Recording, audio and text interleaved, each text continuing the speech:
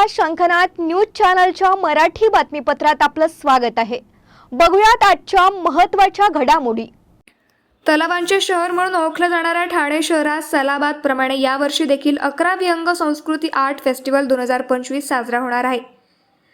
10 जानेवारी ते 13 जानेवारी दरम्यान हा महोत्सव ठाणे येथील उपवन तलाव परिसरात संपन्न होणार आहे। उपवन तलावाच्या भोवतालच्या जवळपास 15 एकरांच्या देखण्या आणि प्रशस्त जागेत हा कला महोत्सव साजरा होणार आहे। दिनांक 10 जानेवारी 2025 रोजी सायंकाळी 5:30 वाजता या घाटाच्या आणि सोबतच या कला महोत्सवाच्या उद्घाटनाप्रसंगी 2000च्या वर शालेय विद्यार्थी, कला रसिक, गैरशासकीय संघटना तसेच अनेक मान्यवर उपस्थित असतील। 4 दिवस सुरू राहणाऱ्या सांस्कृतिक कला महोत्सवात अनेक मान्यवर, ज्येष्ठ कलाकार, सामाजिक कार्यकर्ते, कला रसिक, समाज प्रतिनिधी, राजकीय व्यक्तिमत्व आणि किमान 6 लाख प्रेक्षक सहभागी होतील। अशा या सांस्कृतिक युवा प्रतिष्ठित प्रस्तुत विहंग संस्कृती आर्ट फेस्टिवल 2025च्या या भव्य आणि दिमाखदार उद्घाटनाच्या प्रसंगी महाराष्ट्र राज्याचे कलासत्त उपमुख्यमंत्री एकनाथ शिंदे व इतर मान्यवरांच्या सोबत उपस्थित असणार आहे।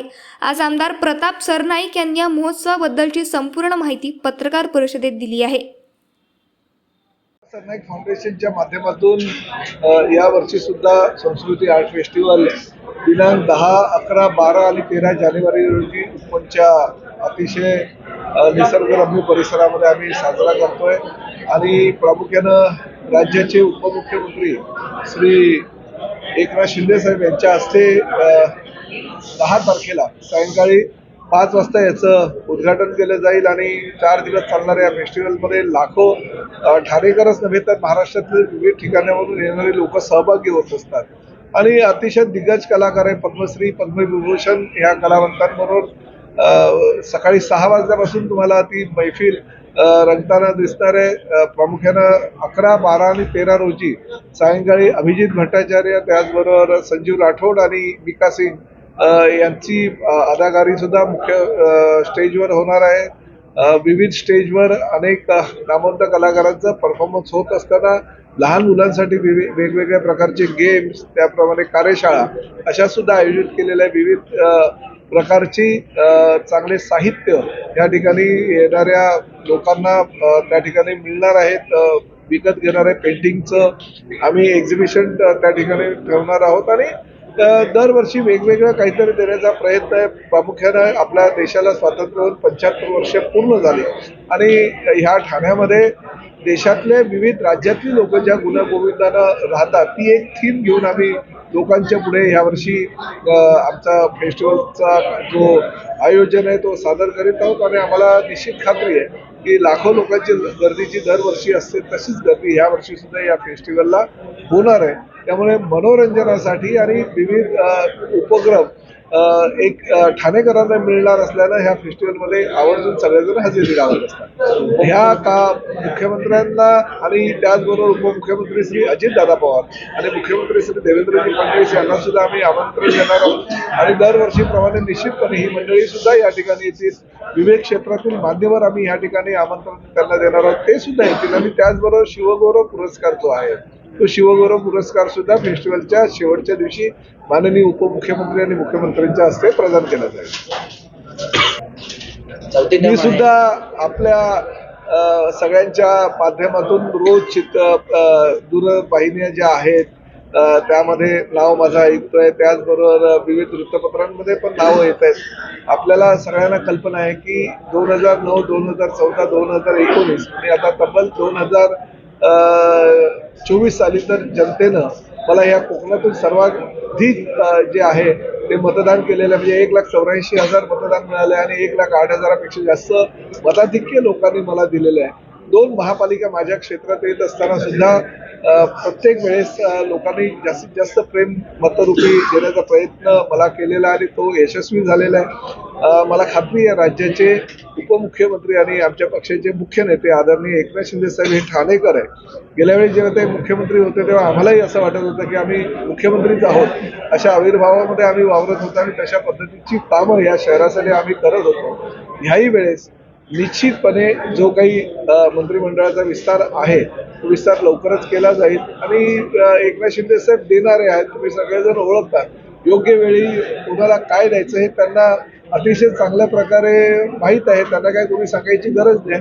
त्यामुळे निश्चितपणे माझा विचार करून ते भविष्यामध्ये योग्य ती जबाबदारी माझ्यावर देतील आणि फक्त ठाण्यामध्येच नव्हे तर महाराष्ट्रामध्ये पक्ष संघटना मजबूत करण्यासाठी आणि पक्षाचा विस्तार करण्यासाठी पुढील 5 वर्षात काहीतरी जबाबदारी माझ्या अंगावर ते देतील याची मला खात्री आहे. सर 16 तारखेला अधिवेशन आहे, नागपूर अधिवेशन आहे. याच्या आधी मंत्रिमंडळ विस्तार होणं गरजेचं आहे. साधारण कधीपर्यंत होण्याची शक्यता आहे? जाहीर केलेलं आहे, उपमुख्यमंत्र्यांनी जाहीर केलेलं आहे की अधिवेशनापूर्वी हा मंत्रिमंडळाचा विस्तार होईल. कारण शेवटी 3 मंत्र्यांनीच शपथ घेतलेली आहे, 1 मुख्यमंत्री आणि 2 उपमुख्यमंत्री आणि 1 आठवड्याचं हे अधिवेशन आहे, 5 दिवस चालणार आहे.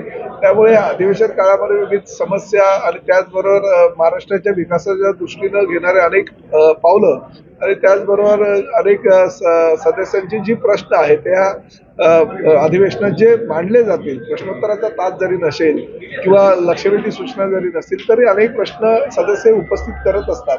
त्यामुळे त्यांच्या प्रश्नांना उत्तरं सगळ्या मंत्र्यांनी देणं गरजेचं असतं. त्यामुळे मला खात्री आहे की जसं मुख्यमंत्री आदरणीय देवेंद्रजी फडणवीस यांनी सांगितलं की 16 डिसेंबर पूर्वीच म्हणजे अधिवेशनापूर्वी मंत्रिमंडळाचा विस्तार केला जाईल, अशा प्रकारचा विस्तार होईल असा आमचा अंदाज. सर कल्याणमध्ये दुर्गाडी किल्ल्यावरती कल्याणच्या सत्र न्यायालयाचा मी आभार व्यक्त करतो की धर्मवीर आनंद दिघे साहेबांच्या माध्यमातून सुरू झालेला दुर्गाडी किल्ल्याचा जो एक आंदोलनाची भूमिका शिवसेनेनं आणि त्या तत्कालीन आमचे शिवसेना प्रमुख आदरणीय बाळासाहेब ठाकरे आणि धर्मवीर आनंद दिघे साहेबांनी हा लढा चालू केला आणि जसा मलंगड तशाच पद्धतीनं ह्या दुर्गाडी किल्ल्याचं आंदोलन चालू झालं. घंटानाद त्या ठिकाणी दुर्गाडी किल्ल्यावर हिंदू संस्थेच्या वतीने आणि प्रामुख्याने शिवसेनेच्या वतीने दरवर्षी केला जातो आणि त्याला यश आलेलं आहे. माननीय न्यायालयामध्ये जी काही कागदपत्राची छाननी झाली त्या छाननीच्या आधारे कालच न्यायालयानं संपूर्णतः हा किल्ल्याचा परिसर राज्य शासनाच्या मालकीचा असल्याचं नमूद केलं आणि फक्त हिंदू संघटनेनं आणि प्रामुख्याने शिवसेनेनं जी भूमिका घेतली ती भूमिका अतिशय योग्य होती, या निकालाच्या माध्यमातून सिद्ध झालेलं आहे. त्यामुळे आता आमचा दुर्गाडी किल्ला झालेला आहे, पुढे मलंगडाला सुद्धा तसा न्याय मिळेल न्यायदेवतेच्या माध्यमातून याची आम्हाला खात्री आहे. त्या बाबतीत मला काही कल्पना नाहीये, परंतु मी मगाशीच तुम्हाला सांगितलं की अधिवेशनाच्या आधी हा मंत्रिमंडळाचा विस्तार होईल असं दोन्ही उपमुख्यमंत्र्यांनी मुख्यमंत्र्यांनी जाहीर केलेलं आहे आणि निश्चितपणे ते एकदा जे बोलतात ते करतात. शिवसेनेचा पोर्टफोलिओ कसा असेल त्या बाबतीत मला काही कल्पना नाही. शिंदे साहेब तुम्हाला त्या बाबतीतली माहिती देतील. पुन्हा भेटूयात नवीन बातमीपत्रासह. तोवर नमस्कार.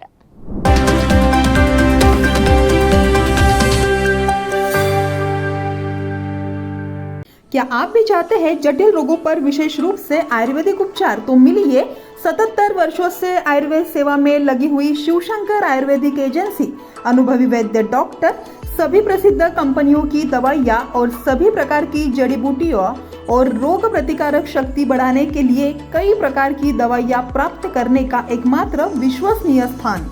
हमारे यहाँ सभी प्रतिष्ठित कंपनियों की दवाइयाँ उपलब्ध है। समय सुबह 10 बजे से रात 9 बजे तक, तो फिर इंतजार किस बात का।